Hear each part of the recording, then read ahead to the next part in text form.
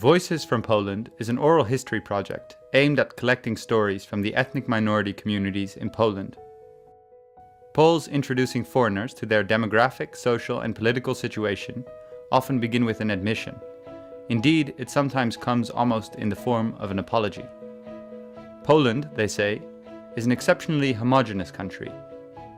The horrors of the Holocaust, the destructive ethnic conflicts during wartime, and the communist government-sponsored mass deportations left the post-war Polish state considerably less diverse than it had been in 1939. Today, more than 95% of Polish inhabitants consider themselves ethnic Poles who speak Polish at home. Yet ethnic minority groups that survived the Second World War and communism have remained active on the Polish cultural landscape. These older communities have been joined by more recent groups of immigrants.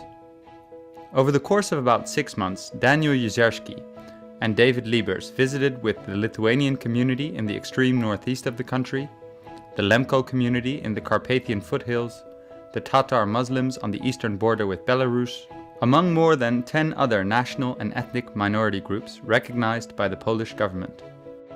Interviewing cultural representatives, historians, students, and retired farmers, they recorded their stories. Many reflected on their dual identity as Polish citizens or inhabitants of Poland on the one hand, and members of their respective ethnic groups on the other.